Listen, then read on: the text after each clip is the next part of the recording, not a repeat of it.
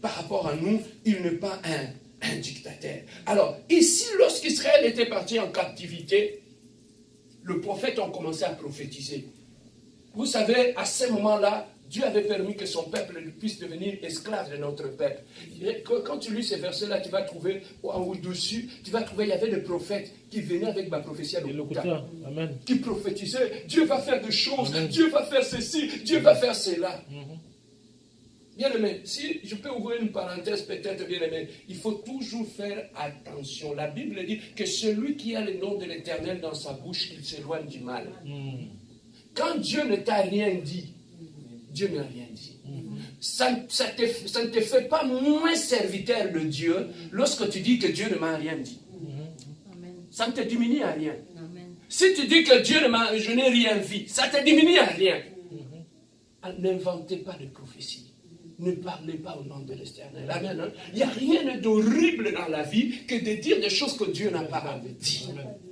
Amen. Hein? Si Dieu ne t'a rien dit, t'as rien dit. Quand tu pries, Dieu n'a rien dit, il n'a rien dit. Amen. Hein? Alors, à ce moment-là, le prophète commençait à prophétiser, jusqu'à ce que Dieu venait, il les a dit, tout ce qui parle là, ce sont des menteurs. Amen. Ce sont des menteurs. Et la situation d'Israël demeurait toujours la même. Alors, jusqu'à ce que, bien aimé, Dieu lui-même a commencé à parler en Israël. Et car quand il a commencé à parler, nous allons tous lire le verset 11. Ça. Ils ont passé 70 ans en Babylone, en captivité. Alors, quand Dieu lui-même, pendant que le peuple souffrait dans la captivité, Dieu a commencé à parler. Le premier mot que Dieu a dit, verset 11, lisons. Car je connais les projets que j'ai formés sur vous, dit l'Éternel, projets de paix et non de malheur, afin de vous donner un avenir et de l'espérance. Donc, nous comprenons une chose. Ces peuples, lorsque Dieu leur parlait, ils étaient en captivité. Pendant qu'ils étaient en captivité, papa nous a tu es en captivité, tu es dans la souffrance, tu es esclave en Babylone, mais Dieu te dit de bonnes choses. Quel contraste!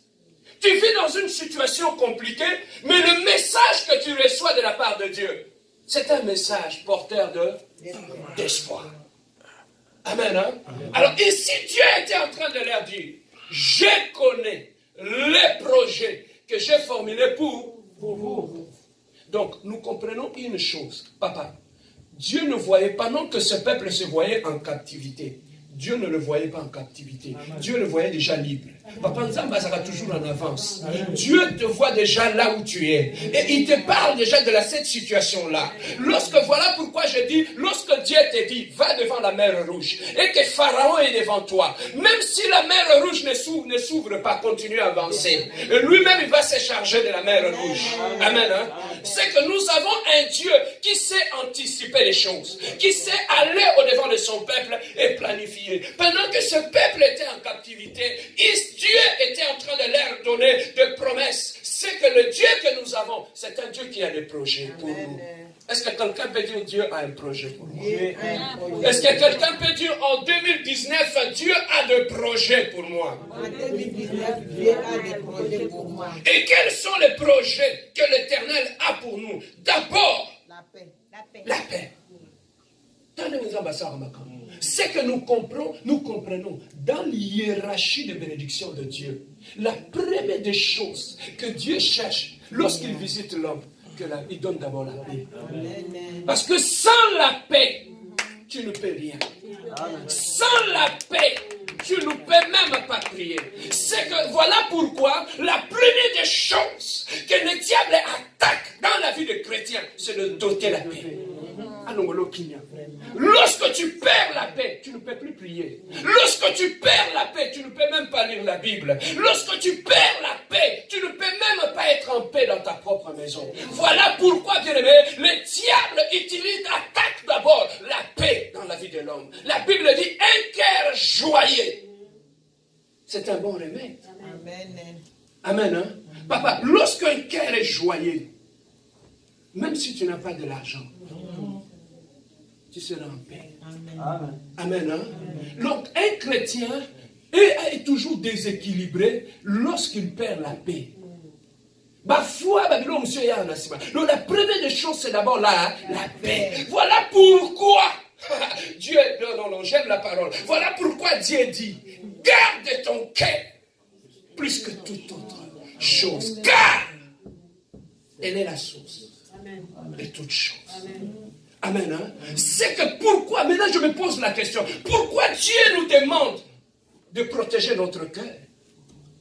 Papa, quand tu marches avec Dieu, ce mot Emmanuel c'est bébé, c'est fini. Nicolas Kangani.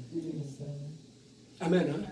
Quand tu marches, voilà pourquoi, bien aimé, quand tu marches avec Dieu, Dieu te dit protège ton cœur, mon fils. Tu m'aimes pas, il te dit protège ton cœur. Les gens t'attaquent, il te dit protège ton cœur. Les gens t'insultent, il te dit protège ton cœur. Dans des situations difficiles dans lesquelles tu es, protège ton cœur.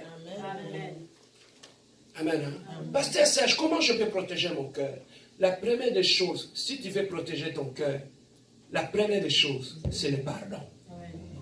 Lorsque si tu ne sais pas pardonner, il te sera très difficile de garder ton cœur intact. Car, bien aimé, le mal commence lorsqu'on a du mal à pardonner. Voilà pourquoi quand tu es face à une situation, le diable vient toujours te souffler à l'oreille. Amen. Amen.